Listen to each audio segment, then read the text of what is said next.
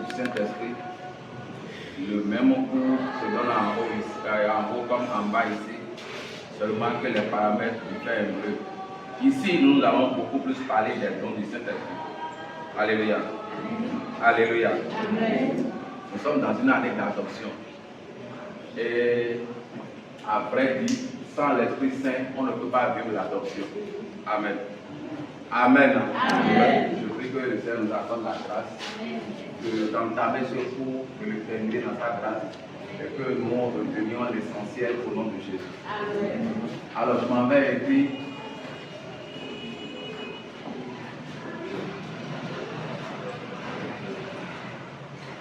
le thème de l'école de dimanche cette année.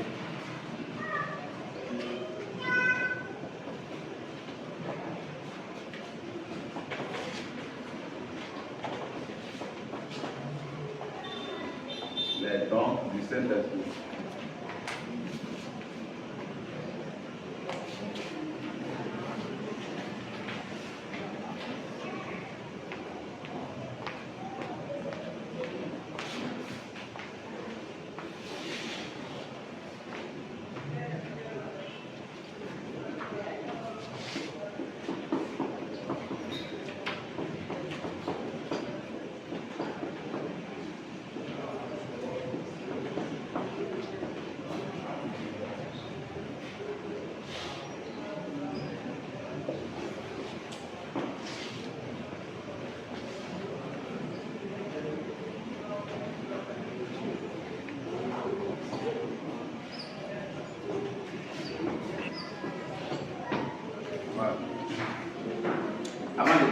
Parler des dons du Saint-Esprit, il y a un petit point que nous allons énumérer d'abord. Le Saint-Esprit et l'adoption. Alors je vais vous demander d'ouvrir vos Bibles dans le livre de Romains chapitre 8. On va lire les versets 14 et 15.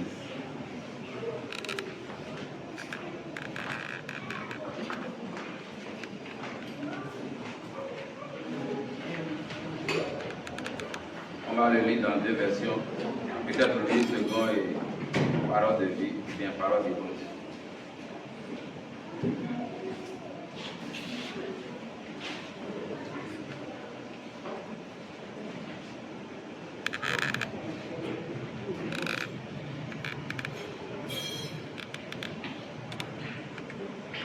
Est-ce que quelqu'un a trouvé ça?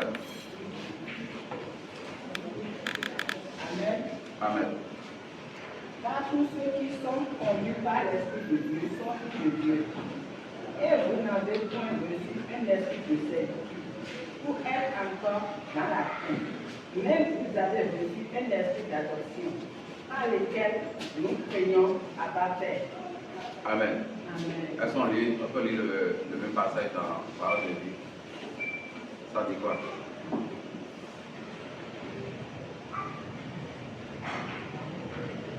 Il y a Parole de vie. Romains chapitre 8, verset 14 à 15. Amen. Amen. Romains 8, 14 à 15. Car ceux qui se laissent diriger par l'Esprit de Dieu sont fils de Dieu. En effet, vous n'avez pas reçu un esprit servile. L'esprit qui vous a été donné ne vous transforme pas en esclave, qui ne vous ramène pas sous la férule de la crainte. Il vous a introduit de plein droit dans la famille de Dieu. Il a Dans la famille de Dieu. Il a fait de vous les fils adoptifs de Dieu, ce qui nous permet de l'appeler Père, mon cher Père. Amen.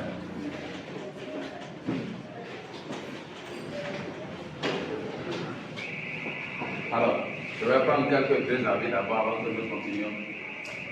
Voilà notre passage qui est lu dans deux différentes versions. Je voudrais demander vos points de vue concernant ce passage. Je veux deux ou trois avis rapidement avant que nous ne continuions. Avez-vous compris de ce passage? Romains 8, verset 14 à 15. Qui veut prendre la parole? On est à l'école, non? Voilà. Alors, qui veut parler? Oui. Amen. Amen. Je comprends dans ce passage que sans le Saint-Esprit, tu n'es pas comme le Dieu. Sans le Saint-Esprit, on ne peut être enfant de Dieu. Voilà. Vous voulez poser quelque chose? Ok. Merci beaucoup, Frère. Qui veut ajouter quelque chose? Oui. Moi, j'ai compris quand nous sommes nés de nouveau, un autre esprit nous habite. Et c'est le Saint-Esprit. Et par là, nous ne sommes plus sous la domination d'autres esprits, mais de cet esprit qui nous conduit dans la volonté de Dieu. Quand nous naissons de nouveau, il y a un esprit, un autre esprit qui vient habiter en nous. Et qui nous fait passer de l'esclavage d'un esprit à un autre esprit. Voilà. Quelqu'un peut se dire, frère Jonas? Vous avez compris, pour être adopté, il faut forcément avoir le Saint-Esprit. Pour être adopté, il faut forcément avoir le Saint-Esprit. Merci beaucoup. Est-ce qu'il y a un autre avis avant? Ça peut aller? Amen. Amen. Amen. Comme vous l'avez si bien dit, le Saint-Esprit est très, très important dans la vie de tout croyant. On peut dire que le Saint-Esprit, c'est une nouvelle identité d'un croyant. C'est comme un nouveau nom de famille. Alléluia. La Bible dit que ceux qui se laissent conduire par l'Esprit, version par de Bible, ceux qui se laissent diriger par l'Esprit, ils sont enfants de Dieu, ils sont fils de Dieu. Amen. Alléluia. Ça voudrait dire que si on devrait reconnaître les enfants de Dieu quelque part, ils ont quelque chose de commun, quelque chose qui les caractérise et qui est de commun. C'est qu'ils ont le Saint-Esprit. Donc si je veux demander à quelqu'un, est-ce que tu es enfant de Dieu? Autrement dit, je suis en train de lui demander, est-ce que tu as le Saint-Esprit en toi? Alléluia. Peu importe le papa, bien ceux de qui nous étions enfants, fils ou filles, une fois que nous naissons de nouveau et que nous avons le Saint-Esprit en nous, ça nous donne une nouvelle identité, ça nous donne droit à une nouvelle famille, comme la version Parole de vie l'a donné. Nous quittons nos familles pour adopter notre famille. Autrement dit, nous laissons un nom de famille pour un autre nom de famille. Alléluia. Je peux être né d'un père ou d'une mère, mais une fois que je reçois le Seigneur dans ma vie, en tant que mon Seigneur et sauveur personnel, et que j'ai le Saint-Esprit en moi, dès ce jour-là, j'ai un nouveau père, j'ai un nouveau papa. Et ça s'accomplit par l'œuvre d'adoption. C'est que quelqu'un me reçoit automatiquement comme son fils. Et dès ce moment, je peux ouvrir ma bouche et appeler la personne père. Ça veut dire que j'ai un nouveau papa. Ça ne voudrait pas dire que quand nous croyons, on doit rejeter nos parents biologiques. Non. Mais nous avons désormais un nouveau papa. Parce que quelqu'un nous adopte sur le champ en même temps. Alors nous sommes en année d'adoption. Ça voudrait simplement dire, comme vous l'avez relevé, sans le Saint-Esprit, on ne peut pas vivre pleinement l'adoption. Raison pour laquelle nous voulons travailler sur ce thème qui est capital. Alléluia. Mieux encore, Dieu nous a donné l'esprit, mais l'esprit en venant est venu avec des dons. Alléluia.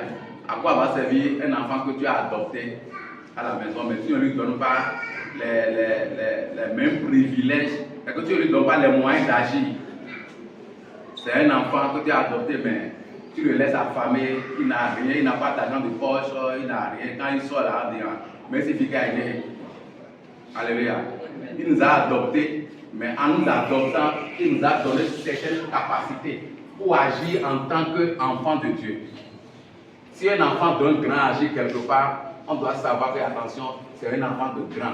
À travers la grandeur de son âge, on peut reconnaître son papa à travers la grandeur de son âge. On se comprend? Voilà. Donc le Saint-Esprit en venant est venu avec des dons. Et ce sont sur ces dons-là que nous allons beaucoup plus parler dans cette classe. Les dons du Saint-Esprit. Alors, le passage reste le même. Qui me rappelle le passage? Non, pour parler des dons du Saint-Esprit. 1 Corinthiens 10, 12, verset. Bon, commençons par le verset 4 à 12. On va aller rapidement. 1 Corinthiens 12, verset 4 à 12.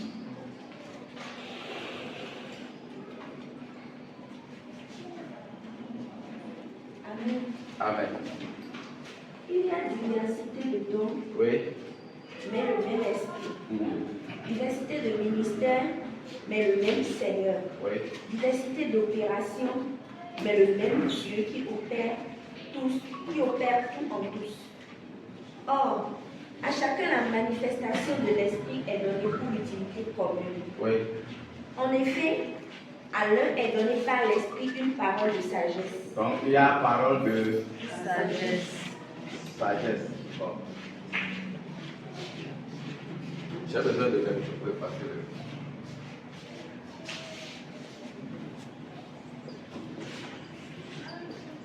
Je mets ici les dons de l'esprit.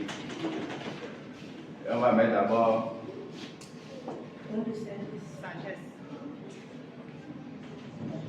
don de sagesse. Oui. Deux. À un autre, une parole de connaissance selon le Saint-Esprit.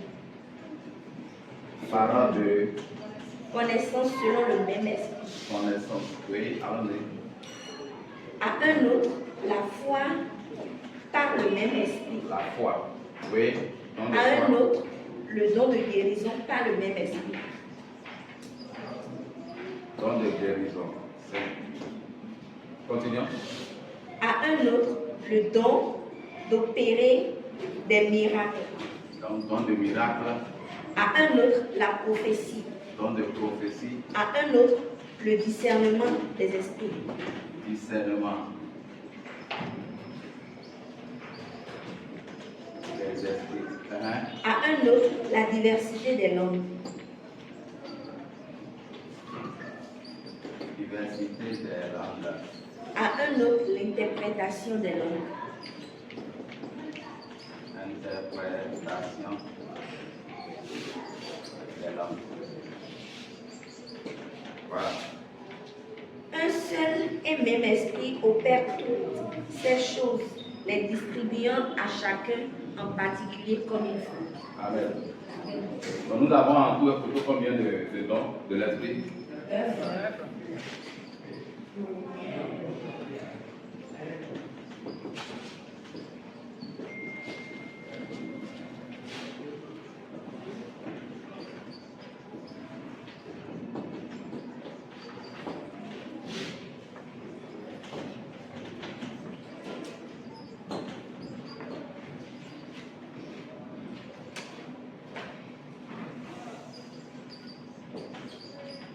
Alors, on va catégoriser ces 9 dons en 3 catégories. Bon, en 3 groupes si vous voulez. La première catégorie, c'est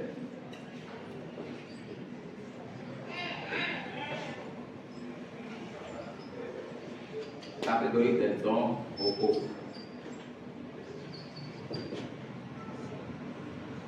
Quand je parle de dons vocaux, c'est des dons qu'on peut exprimer par la parole, par la voix. Voilà. Alors, parmi les 9 dons, nous allons faire l'exercice rapidement en classant ici les dons vocaux, c'est-à-dire les dons qui peuvent s'exprimer par la voix, par la parole. Oui, est-ce qu'on peut aller? Tradition. Tradition des langues. La prophétie. Interprétation des langues. Interprétation.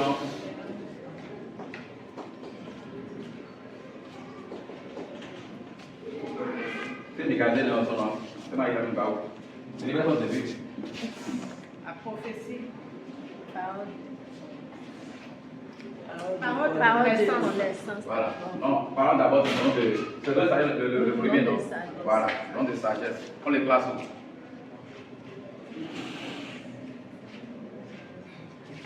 On n'a pas de place. Non. On n'a pas de place. Si, on parle des vocaux. Beaucoup. Oui. Ok.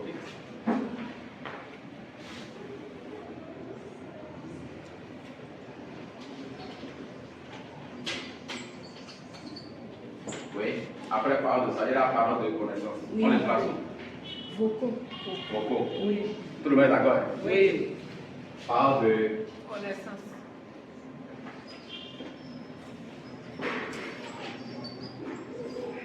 Si quelqu'un n'est pas d'accord, la personne peut se manifester. On est à l'école. Oui, après. Don de Donc, de prophétie. de prophétie. Non. Non. Don de guérison. Don de guérison. Non. Non.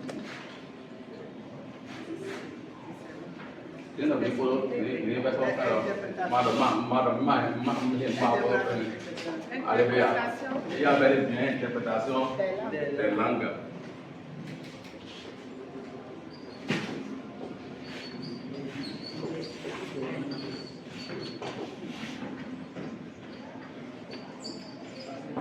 Est-ce qu'il y a un autre don? Oui, diversité des langues. Diversité des langues. Oui.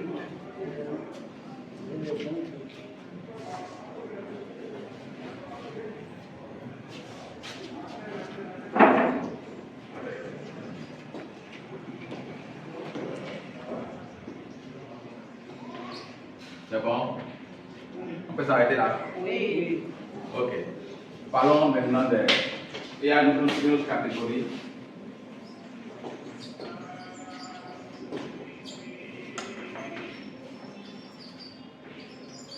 Donc de puissance. Voilà. Il y a une catégorie qu'on appelle la catégorie des dons de puissance. Puissance. Et quand on voit la manifestation de la puissance de Dieu. Guérison. Guérison. Oui. D'accord, je suis d'accord. Miracle.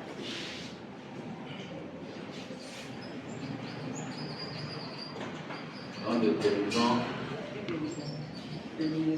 Don de miracle, ça veut dire. Oui. Voilà, après. C'est fini?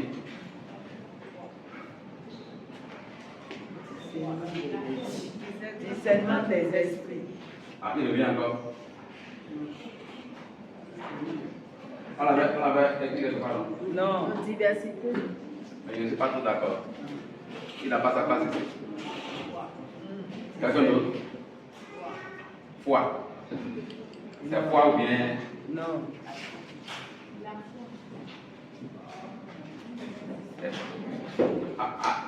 affirmer, infirmer. On l'écrit. Non. Don de foi. Don de foi. Don de foi, on l'écrit. Moi, je vais bien l'écrire. Don de foi.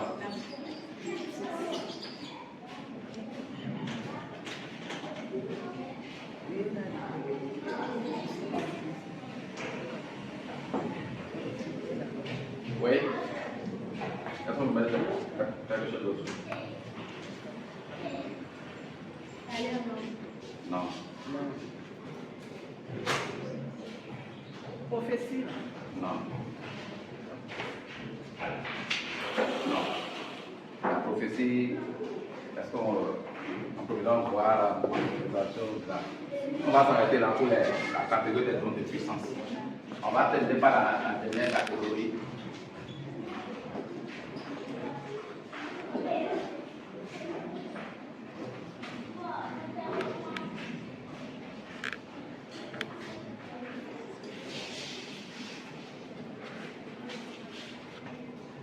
Don de révélation.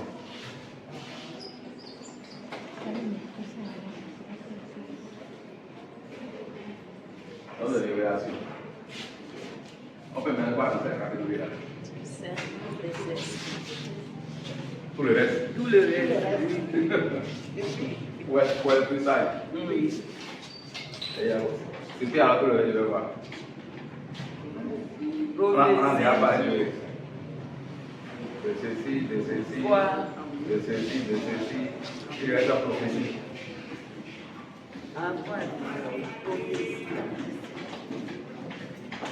Oui, il reste quoi? Discernement des esprits.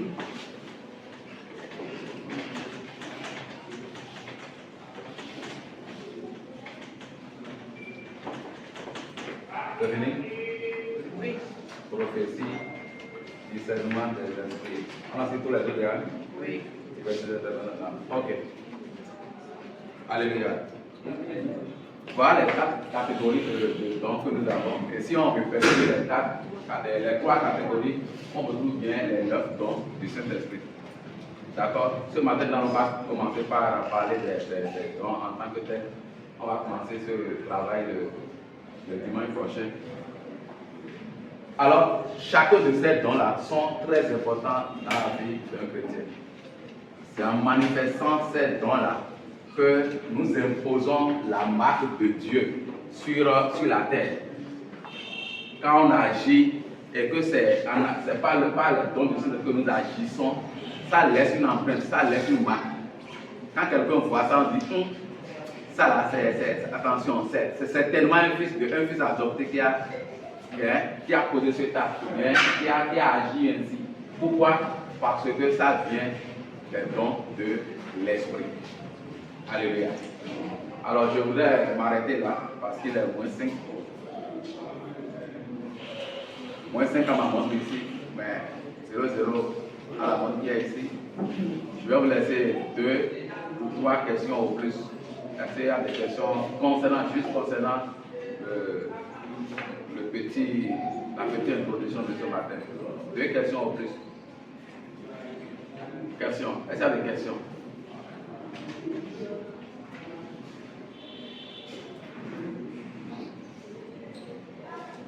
S'il n'y a pas de questions, ça veut dire que tout est bien compris. Oui, c'est ça.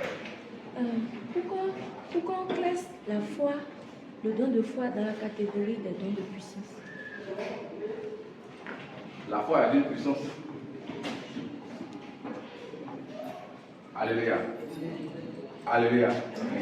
La foi que nous avons est une puissance que nous exprimons. Imaginez l'exemple que nous avions donné pendant la prédication, l'exemple de Pierre, à qui Jésus dit marche. C'est pas la foi qu'il a levé le pied, il a commencé par marcher. Si c'est pas la peur, il ne voulait pas s'enfoncer, que Jésus l'aidait, et tout ça là après, ce qu'il aurait fait, on n'a pas appelé ça miracle, mais on va appeler ça foi. Mais ce qu'il a fait là, ce n'est pas la puissance, ce n'est pas la démonstration de puissance, marcher sur l'eau. Il faut noter la différence entre la foi, je crois que l'avion dit, entre la foi sainte et le don de foi. Ce n'est pas la même chose. La foi sainte, c'est différent de don de foi. Je crois que la foi a bien et bien sa place dans la catégorie des dons de puissance. Parce que ça n'est pas convaincu. Pas trop. Comment vous convaincre? Bon, avec le temps. Avec le temps. Ok. Oui. Et la question c'est un peu bizarre. Posez-la. J'aimerais savoir entre don de guérison, don de miracle, des miracles et guérison de maladie. Pour être guéri de base, c'est miracle. Pour être guéri. Guéri de maladie, Oui. c'est miracle. Non, c'est vous qui le dites. Donc, la guérison, c'est différent de miracle. Du don de guérison avec don de miracle. Oui, c'est différent. Quelle est la différence? Ouais. Alléluia.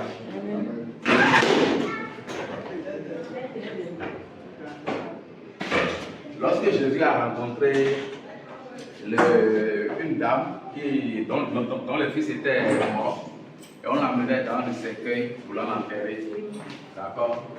Le cercueil a rencontré Jésus et le mort est ressuscité. Ça, c'est quoi ça? Ça, c'est miracle. D'accord? C'est miracle. Miracle est différent de guérison. Miracle est différent de guérison. Quelqu'un est malade, il vient guérir la personne. C'est un don différent de don de miracle. Don de guérison, c'est différent de don de miracle. Bon, c'est vrai que nous nous confondons tout. Quand on prie pour quelqu'un, la guérison, ça c'est un miracle. Alors, c'est différent. Guérison, c'est différent de miracle. Don de guérison, c'est différent de don de miracle. Voilà. Quand on dit miracle, c'est quelque chose humainement, c'est que humainement parlant, c'est que c'est pas moi qui vais vous définir miracle, vous connaissez le miracle. C'est quoi un miracle? Ce qui est impossible qui devient possible. Extraordinaire. Mais qui est malade? Exemple de l'eau en verre. Exemple de l'eau en vin. C'est un miracle. C'est un miracle. Est-ce qu'il y a eu des guérisons là? Non. Oui, continuez votre question. Exemple, si je suis malade, Oui. une maladie, donc les diagnostics que je peux plus être guéri. Et là, Jésus a guéri. Jésus a agi. Il t'a guéri. Il t'a guéri, c'est guérison. Ce n'est pas un miracle. Oui, non, non, c'est pas miracle. C'est guérison. C'est vrai que peut-être que par exemple, les docteurs ont dit que tu pouvais être guéri de cette maladie. C'est le docteur qui a dit ça. En réalité, c'est que ce que nous vivons, on prend certaines choses comme miracle. Alors que pour Dieu, ce n'est pas un miracle en tant que tel. C'est quelque chose de naturel qui devrait se passer naturellement pour les enfants de Dieu. Lorsque nous recevons une guérison, c'est normal. Dans la normalité des choses là, c'est normal que nous ayons la guérison quand nous sommes malades. Ce n'est pas parce que le mal est déjà à un degré, ou bien les docteurs ont dit si tu me dis ça du mal et que j'ai reçu la guérison, que je vais dire c'est un miracle. Non. C'est ce que nous avons dit, on a ça c'est notre jargon, c'est notre expression à nous pour exprimer cela. Mais en réalité, ce n'est pas un miracle, ce n'est pas un don de miracle, c'est plutôt un don de guérison. Vous avez reçu guérison à un point tiré. Il n'y a pas de miracle là. Ça sera déjà posé une question. Et Un verset de la mer, par exemple. oui. On peut l'appeler. La quoi? Traverser de la mer, les Égyptiens, au moment où les Israélites. Oui. Oui, c'est un miracle. La traversée de la mer, oui, c'est un miracle. Ça sera. Est-ce que vous allez prendre votre question? Ok, prenons la pour terminer. Moi, j'aimerais comprendre. Quand on parle de diversité des langues, est-ce que c'est le païen en langue ou bien les différentes langues que nous avons, que nous parlons? Quand on parle de diversité de langues, c'est différent. Hein? Diversité de langues, c'est que, quand on avait expliqué ça un peu, bon, je préfère attendre quand on sera sur ça, on va mieux en parler, puisqu'on va en parler. On avait donné une brève explication, c'est pourquoi on a ramené ça en enseignement. On aura le temps de poser beaucoup de questions par rapport à ça. Quand on sera sur le discernement, la diversité de langues, on va mieux expliquer ça, pour ne pas devancer la partie là. Ça peut aller? Oui. Autre question? Une autre question pour que vous disiez, il n'y en a plus. Hein? Oui. Ok, prenons ça rapidement, il est l'heure. Monsieur le pasteur, miracle nous dit à vous. Il est à vous. On peut appeler tout ça, tout ce qu'on vient de citer là, miracle. Peut-être, c'est pas tout là. Guérison là, j'avais dit à vous là.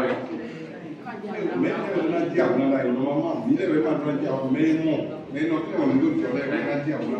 Mais le frère, il est conseillé, il est dans le miracle. Mais pour toi, c'est une guérison qui s'est manifestée, ce n'est pas un miracle. Mais pour ce frère, il est dans le miracle. Mais pour toi, ce n'est pas un miracle.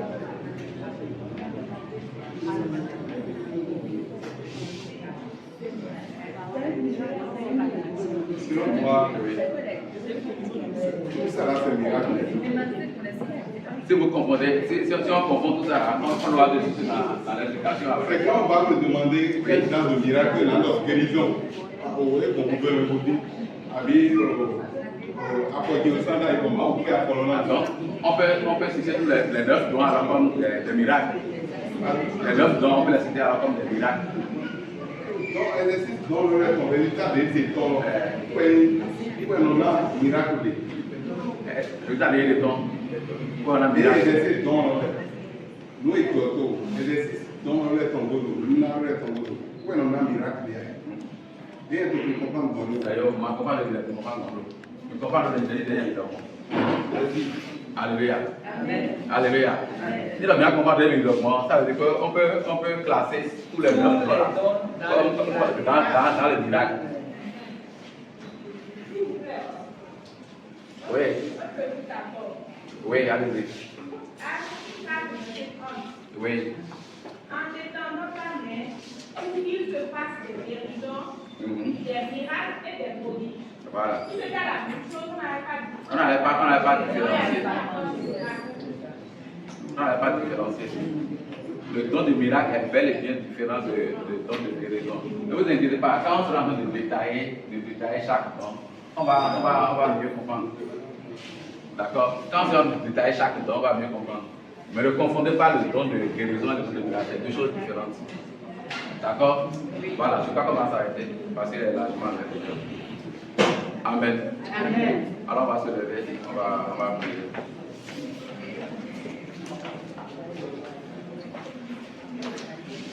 Je vais demander à la personne de prier pour nous et de nous confier dans la grâce du Seigneur pour le reste du culte. Prions. Seigneur, nous te disons merci.